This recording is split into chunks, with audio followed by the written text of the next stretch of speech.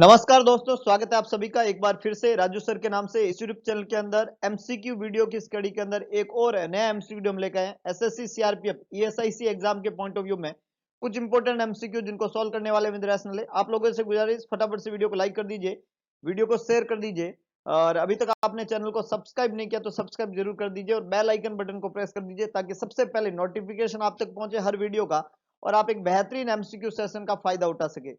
तो वीडियो को like share और सब्सक्राइब करना ना भूले, मैक्सिमम लोगों तक अप्रोच कीजिए, मैक्सिमम लोगों को कनेक्ट कीजिए ताकि एक बेहतरीन एमसीक्यू सेशन जहां पे हम बात करने वाले कुछ इंपॉर्टेंट, कुछ ट्रिकी, कुछ कंसेप्चुअल एमसीक्यू। और अभी तक आपने रजिस्ट्रेशन नहीं कराया तो नोवल नर्सिंग इंस्टीट्यूट जोधपुर में आप अपना रजिस्ट्रेशन कंफर्म करें, है ना। नोवल नर्सिंग इंस्टीट्यूट जो है डॉक्टर एमडी राजपुरोहित के द्वारा संचालित एकमात्र बेहतरीन इंस्टीट्यूट जहां शुरुआत होने वाली है बेहतरीन थ्योरेटिकल क्लासेज की, जिसमें डिटेल से लेक्चर हम पढ़ेंगे। रजिस्ट्रेशन अपना कंफर्म करें। शुरुआत करते हैं इस बेहतरीन एमसीक्यू सेशन की। आज के इस एमसीक्यू सेशन का सबसे पहला एमसीक्यू आप लोगों के सामने ये रहा।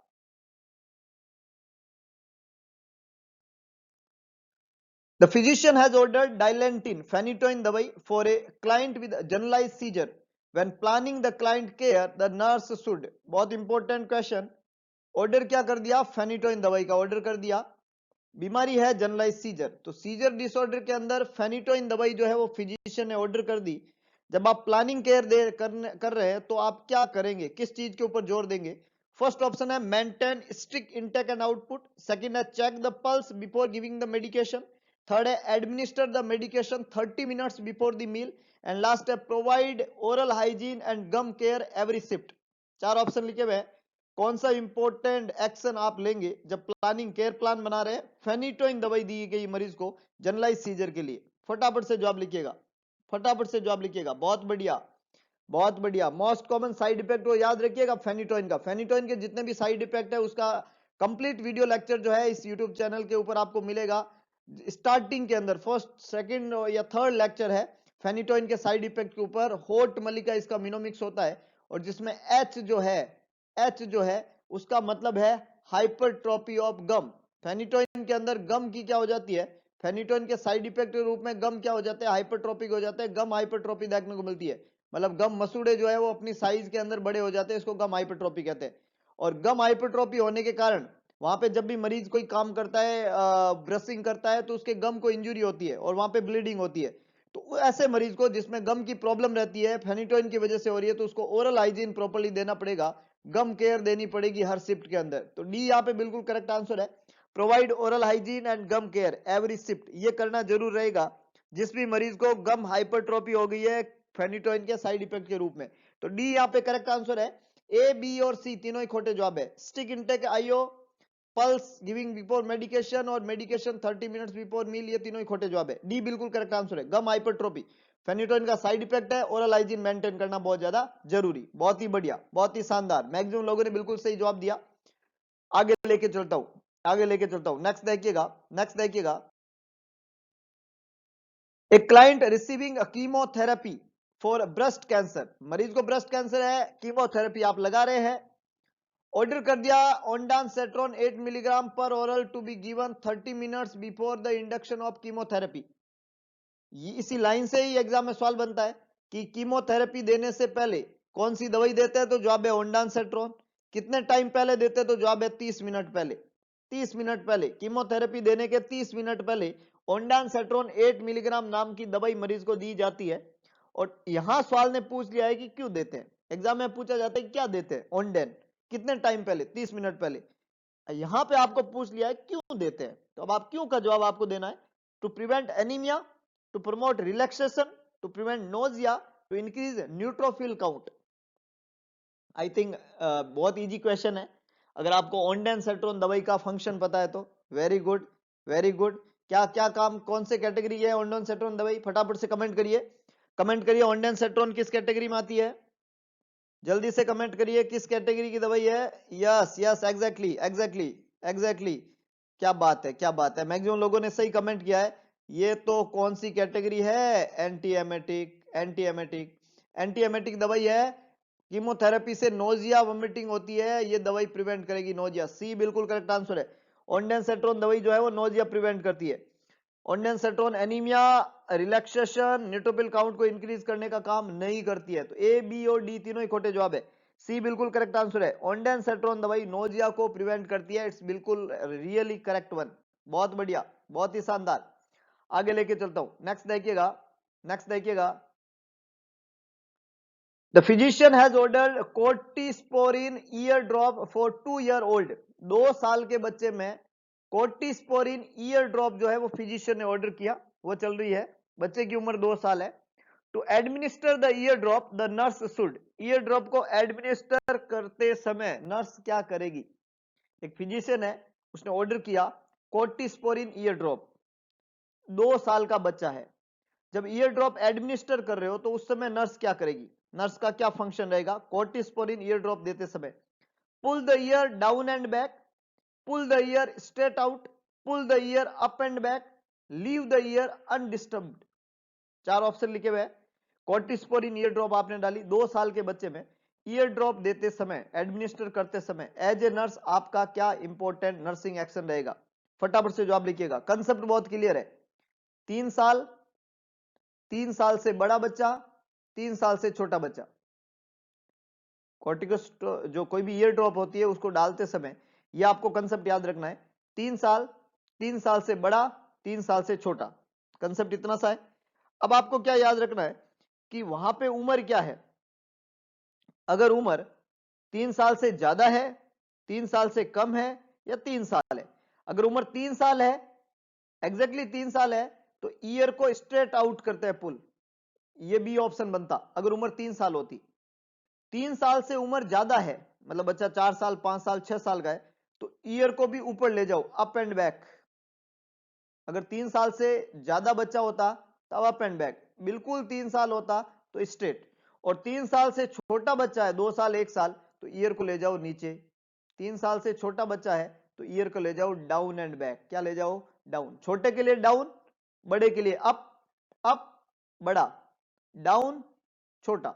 ये बच्चा कितने साल का है? 2 साल का, तो क्या करोगे? डाउन। करेक्ट आंसर क्या बनेगा? ए। वेरी गुड, करेक्ट आंसर क्या बनेगा? ए।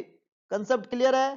3 साल से कंसेप्ट लगता है, 2 साल उम्र इंपॉर्टेंट है ना। ईयर ड्रॉप जब एडमिनिस्टर करेंगे 2 साल के बच्चे में तो ईयर को डाउन और बैक करेंगे, डाउन और बैक करेंगे। बी और डी खोटा है, सी आंसर भी खोटा है, क्योंकि हमने बोला है कि सी तब होता जब बच्चा 3 से बड़ा होता, एडल्ट होता।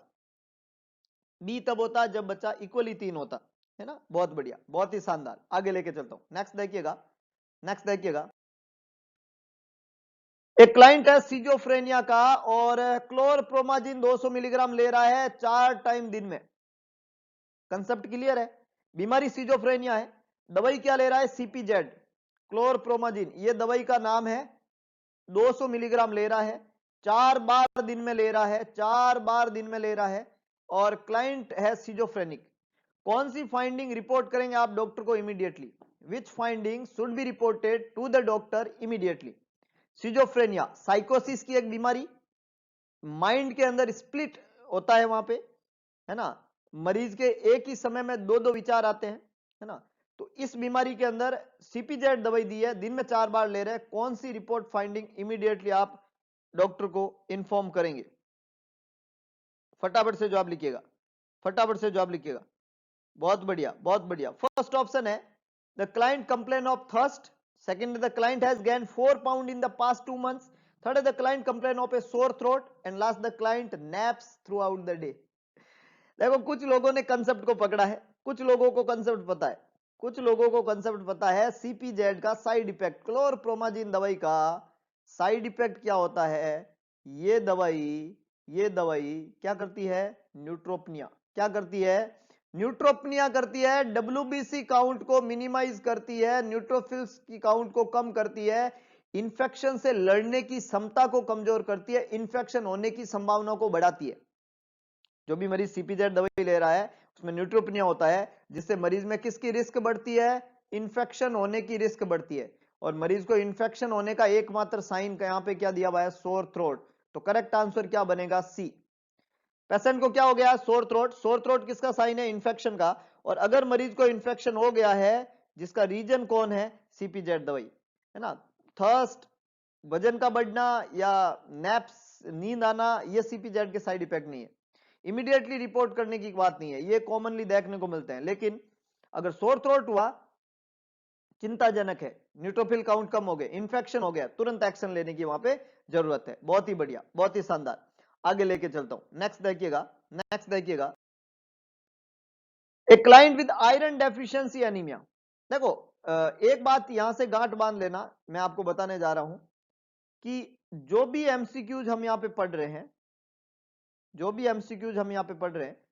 आपको क्या करना है, उन एमसीक्यूज को, क्वेश्चन को समझना है, आपको ऑप्शन समझने हैं, क्वेश्चन समझा, ऑप्शन समझा, फिर उसको अच्छे ढंग से हैंडल करके जवाब देना है, तब आपके उस क्वेश्चन के सही होने की संभावनाएं बढ़ती है, तब आप उस क्वेश्चन को अच्छे से हैंडल कर पाएंगे और तब आप उस क्वेश्चन का जवाब अच्छे से दे पाएंगे, तभी आप जो है एक बेहतरीन रिजल्ट दे पाएंगे।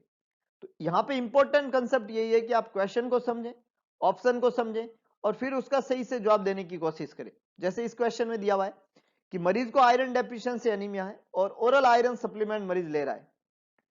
क्वेश्चन कह रहा है कि the nurse should tell the client with, किसके साथ लेगी वो मेडिकेशन, है कि नहीं है। आयरन डेफिशिएंसी एनीमिया है, ओरल आयरन वहां पे लिया जा रहा है सप्लीमेंटेशन के रूप में, किसके साथ लेगी, ऑरेंज जूस के साथ, वाटर ओनली के साथ, मिल्क के साथ या एप्पल जूस के साथ। अब देखो, अगर कंसेप्ट पता नहीं है तो किसी के साथ में भी ले, क्या फर्क पड़ेगा, लेकिन अगर कंसेप्ट पता है तो हमें पता है, क्या पता है हमें पता है कि हमें इस सवाल में ये आयरन के एब्जॉर्प्शन के बारे में बात कर रहा है, और आयरन का बेटर एब्जॉर्प्शन कब होता है, जब उसको एसिड के साथ में लिया जाता है। आयरन डेफिशिएंसी एनीमिया है, आयरन का जब एब्जॉर्प्शन आप चाहते हो तो उसको किसके साथ में ले, एसिड के साथ में ले, और एसिड यहाँ पे एकमात्र एग्जाम्पल है एस्कॉर्बिक एसिड। एस्कॉर्बिक एसिड जो होता है विटामिन सी का नाम है, और विटामिन सी आयरन के एब्जॉर्प्शन में मदद करता है। तो विटामिन सी किस में पाया जाता है, ऑरेंज जूस के अंदर, तो हमें लेना क्या पड़ेगा, ऑरेंज जूस। तो करेक्ट आंसर क्या बनेगा, ए। आप ऑरेंज जूस ले, iron deficiency anaemia, ascorbic acid, vitamin C, absorption में मदद करेगा आयरन का, और ऑरेंज जूस के अंदर एस्कॉर्बिक एसिड होता है, तो ए यहां पे करेक्ट आंसर रहेगा। पानी, दूध और एप्पल जूस आयरन के एब्जॉर्प्शन में मदद नहीं करते हैं, तो इनके साथ में आयरन देने का कोई फायदा नहीं है। मिल्क तो आयरन के एब्जॉर्प्शन में इंटरफेयर करता है उल्टा, और एप्पल जूस जो है उसमें हाई अमाउंट में एस्कॉर्बिक एसिड नहीं होता है, तो ऑरेंज जूस सबसे अच्छा सोर्स है। और एसिडिक मीडियम जो होता है वो आयरन के गुड एब्जॉर्प्शन को करवाता है, अच्छे एब्जॉर्प्शन को कराता है, आयरन के एब्जॉर्प्शन में मदद करता है। समझ में आया बात। जिस तरीके से विटामिन सी आयरन का अच्छा एब्जॉर्प्शन कराता है, उसी तरीके से नोवल नर्सिंग इंस्टीट्यूट आपको गवर्नमेंट जॉब तक अच्छे से पहुंचाने में मदद कर सकता है। नोवल, एक नई एनर्जी, एक एनर्जी बूस्टर, जो एक एनर्जी के साथ में आपको अपने टारगेट तक ले जाने में मदद करेगा। Novel nursing institute, novel nursing institute के नाम से आप रजिस्टर्ड करें खुद को, और ऑफलाइन और ऑनलाइन दोनों ही प्लेटफॉर्म आपके लिए अवेलेबल होंगे। आप बड़े आराम से दोनों प्लेटफॉर्म को ज्वाइन करके अपने बेहतरीन भविष्य की तरफ बढ़ सकते हैं। एमडी सर के द्वारा संचालित ये इंस्टीट्यूट आपको एक बेहतरीन फ्यूचर दे सकता है। नोवल नर्सिंग इंस्टीट्यूट, भरोसा करिए, आगे बढ़िए, एक नई शुरुआत करिए, नए दौर के अंदर नई जगह पे जाने के लिए। नेक्स्ट क्वेश्चन की तरफ ले जाता हूं, आगे बढ़िए। नेक्स्ट देखिए, क्वेश्चन कह रहा है कि एक क्लाइंट जो है वो एडमिट हुआ है बर्न के साथ में, बर्न का पेशेंट है, राइट आर्म, चेस्ट और हेड, ये बर्न है साहब।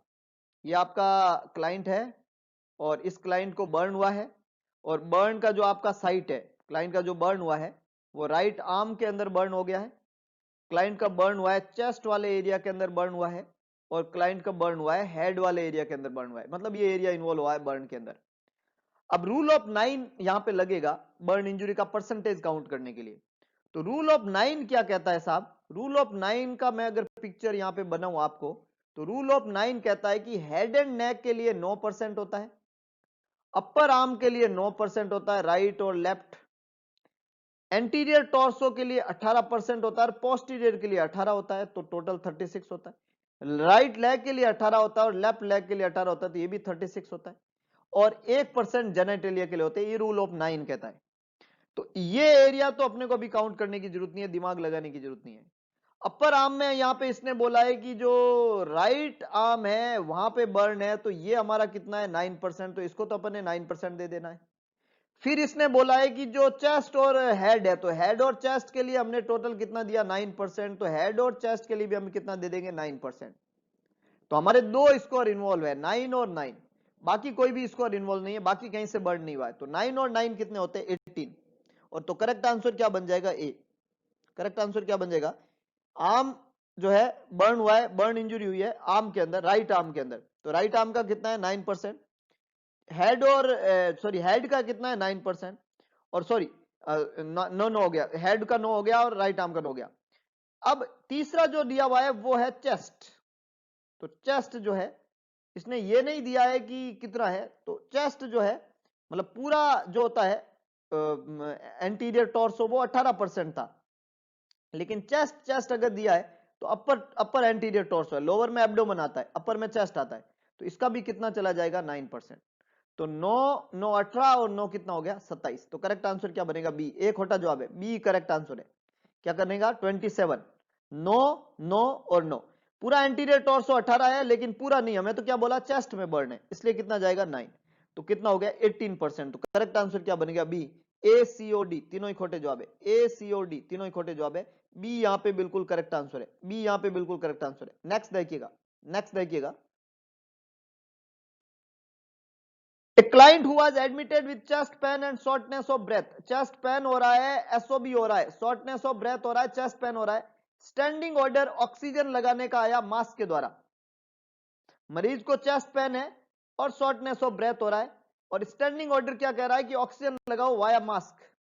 स्टैंडिंग ऑर्डर फॉर ऑक्सीजन का मतलब होता है nurse can apply oxygen at, कौन से लीटर से ऑक्सीजन स्टार्ट करेगी।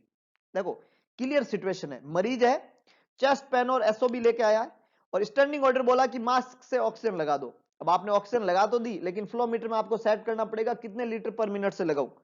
तो जो भी स्टैंडर्ड ऑर्डर जब आता है, ऑक्सीजन लगाने की जब आपकी बारी आती है, तो स्टैंडिंग ऑर्डर के अनुसार ऑक्सीजन को इनिशियली कितने लीटर पर मिनट से शुरू करनी चाहिए, 2 litre per minute, 6 litre, 10 litre, 12 litre. फटाफट से जवाब लिखिएगा, कितना लीटर पर मिनट से ऑक्सीजन स्टार्ट करनी चाहिए स्टैंडिंग ऑर्डर के अंदर, जवाब लिखिएगा, जवाब लिखिएगा,